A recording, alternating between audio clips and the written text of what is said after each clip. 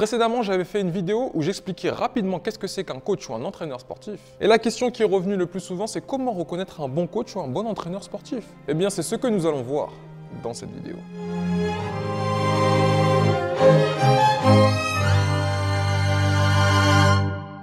Il y a 3 choses qui peuvent permettre de distinguer un professionnel d'un autre. Premièrement, le physique. Alors les règles de bienséance veulent que le physique ne compte pas, mais dans la réalité, c'est bien différent. Le physique compte. Même si tu n'es pas d'accord avec ça, c'est quand même le cas. Même si tu ne le penses pas, c'est quand même le cas. Même si tu n'as pas envie que ce soit vrai, c'est quand même le cas. Si on recontextualise cela dans un contexte amoureux, est-ce que tu serais prête à découvrir la personnalité d'une personne dont le physique ne te plaît pas? Et si on reconstitualise cela dans un contexte gustatif, est-ce que tu serais prête à goûter un plat qui visuellement ne te donne pas très envie? Même si intérieurement tu remplis tous les caractéristiques d'un très bon coach sportif que nous verrons plus tard dans la vidéo, si le physique ne correspond pas à certaines attentes, eh bien ce sera très difficile. Le physique, c'est la première barrière entre toi et le reste de l'humanité. Et c'est en partie la raison pour laquelle Instagram connaît un vif succès. Cependant, fais attention. Le rôle d'un coach sportif, ce n'est pas d'être le meilleur, c'est de rendre les gens meilleurs. Même si tu as le meilleur physique du monde, mais que tu n'es pas capable de le transposer sur d'autres personnes, ce sera compliqué d'être un réel bon coach sportif.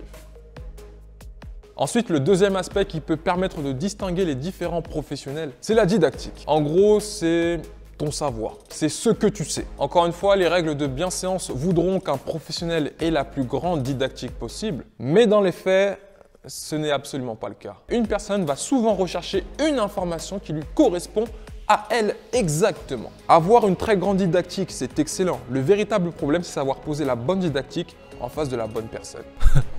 Ça me rappelle mes premières séances en tant que coach sportif personnel. Au début, je cherchais absolument à sortir des noms de muscles, des mots scientifiques très complexes. Forcément, je les avais appris à la fac, je voulais les ressortir puisqu'il fallait bien rentabiliser l'investissement que j'avais mis. Mais au final, je me suis très vite rendu compte que les gens s'en battent les couilles. Et donc avoir un savoir, c'est très bien. Mais savoir ce que les gens veulent savoir, c'est autre chose. Et cela laisse donc place au troisième aspect qui permet de différencier les différents professionnels. Je veux parler de la pédagogie.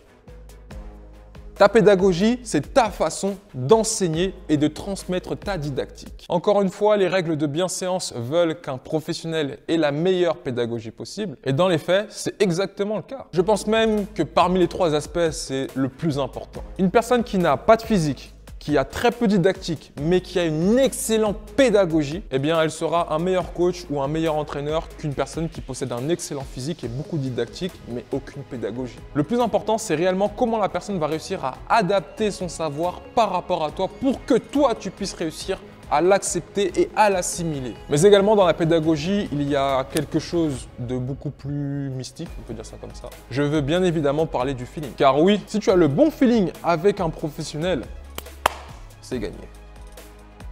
Tu remarqueras que dans tout ça, je n'ai pas parlé de diplôme. C'est parce qu'il faut savoir que les diplômes, c'est une norme légale. C'est-à-dire que si tu veux être coach sportif, entraîneur sportif, tu dois avoir un diplôme, c'est obligatoire. Il n'y a pas de débat à avoir là-dessus. Par contre, ce n'est pas parce que tu as réussi à avoir un rectangle en papier avec ton nom écrit dessus que tu es forcément un très bon professionnel. Pour être professionnel, il te faut un bon diplôme, mais un bon diplôme ne te fera pas être un bon professionnel.